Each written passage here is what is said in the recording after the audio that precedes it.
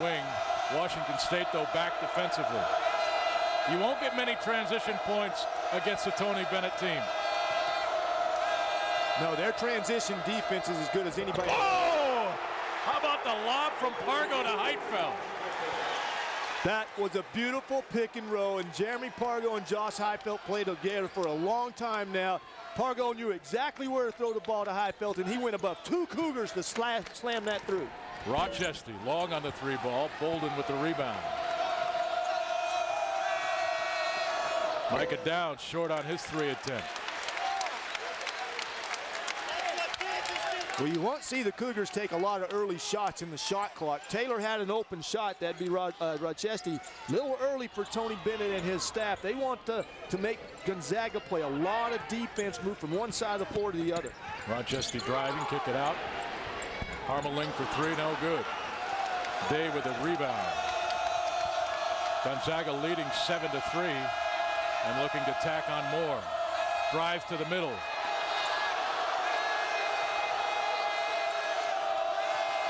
Heitfeld sets the screen for Pargo, and now Josh shoots the three. That's long off the back of the rim. Rochester runs it down, and he's fouled. Not a smart foul by Josh Heitfeld in the corner. Yeah, that's a great point, Greg. Yeah, Josh thought he could get there, but Taylor had the angle. He got the ball.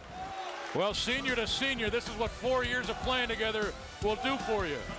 Pargo to Heitfeld. Gonzaga's up early.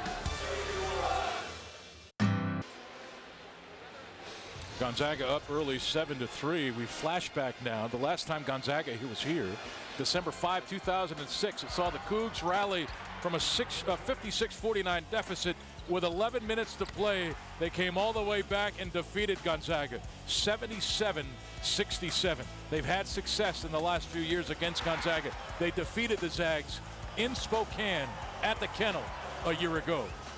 2 in a row.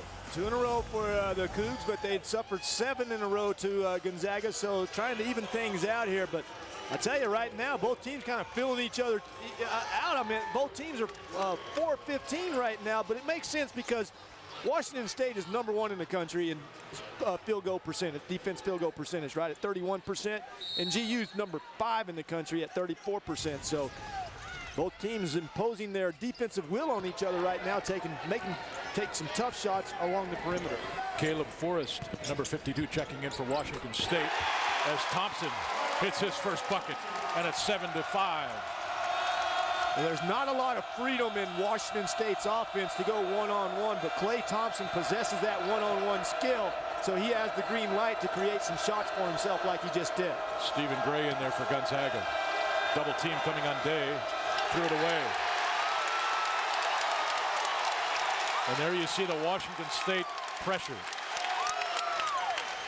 It will drive you crazy sometimes. The double teams, the hard shows on the screens, the stringing out, and then constant pressure when you pick the ball up and making sure that the other guy that you're guarding, you're covering him too. That's our first turnover of the game. Rochester just inside 3. Misses his second shot. Washington State now 2 of 9 shooting. Pargo blocked by Forrest. And now Rochester pushing the ball for the Cougs. And now Washington State will back it out.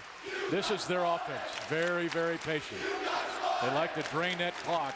Baines backing in. Triple team came there. Thompson driving the middle. Tried to go to Baines, but Pargo there to deflect the ball.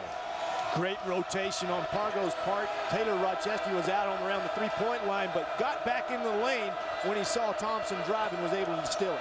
Austin Day from 17, that's off. Austin now 1 of 4 shooting. Gonzaga 3 of 10 as a team. That's a good shot, just didn't drop. Well, it's a high-energy game. I mean, we're in the Eastern Washington. Both teams have had success. Both have been going to the NCAA, so the intensity is what's causing a lot of these guys to miss shots. They'll settle down here in a minute, and both teams will start making. Rochester, little runner inside, no good. Heitfeld with the rebound.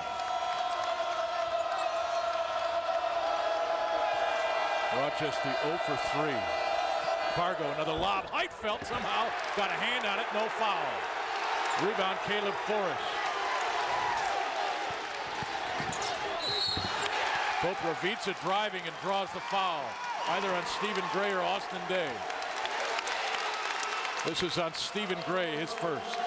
Well, if Aaron Baines is a bruiser in the middle, Washington State also has a banger in Nikola Koprivica. He's a foreign player. He's from Belgrade, Serbia, right? He played for his U20 team this year, was the captain of that team that won over in the World Championships. Plays just like a European player. Loves to put the ball in the hole, draw the contact, and see if he can get to the line. Gonzaga now with 3 team fouls as Ira Brown and Robert Sacre check in. D'Angelo Casto, the freshman out of Spokane, played at Ferris High School, checking in for Washington State. And I know a lot of eyes will be on this young man. Koprivica hits the free throw. Another ploy by Washington State to slow you down. Substitute after the guy shoots the second free throw for the shooter. Then they got to wait, have him come in. Slows the offensive team down from any transition baskets. Been over 3 minutes now for Gonzaga without a field goal, and that'll end the drought. Downs drops it in from 20 feet out, and it's 10-6. Well, again, penetration. Pargo coming off of a high screen, draws the defense just a little bit. You can't leave shooters like Micah Downs out there, though, because he'll drain those all night on you. Thompson to the middle. Deflected away. Rochester runs it down and again misses. Rochester now 1 out of his last 14 attempts going back to the game against Baylor. So he's in a bit of a cold spell, Craig. Yeah, we were down at practice yesterday watching Taylor Rochester take a few extra shots. This is a young man that really wants to do well, and shooting has been bothering him, but he'll calm down. He's got a grip on it. He'll continue to shoot shots like he just did. And you see his reaction there as that one drops through. He's been waiting for that. 10-8.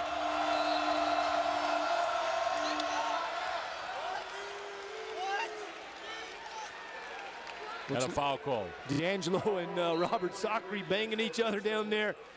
D'Angelo losing the battle.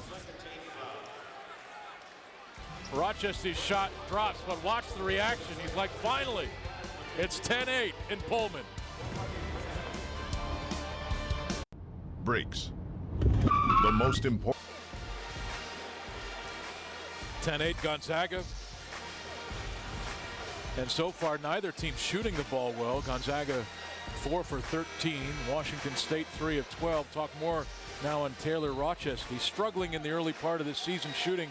This is a kid who can really shoot the ball. What have you seen, Craig? Well, I saw him practicing yesterday shots, you know, around the perimeter, which he's very capable of making. I think right now he's probably just rushing himself and probably not getting the shots that he wants to take. I saw a comment also where he said, well, like 50% of my shots are when the shot clock's running down. So that means I'm not taking high percentage shots. So I think he's trying to look a little too aggressively for his shot. Just let it come with the flow of the offense, and you'll get out of those slumps. And you saw a minute ago that graphic, how important he is to the offense. As Downs drops in another 3 for Gonzaga. Talk about Taylor Rochester, he scores 16 points or more. Washington State is 12-0. He's key to this offense. They need his points. He really is. He has the ability to take big shots and make big shots and loves it from anywhere on the floor. If he's driving to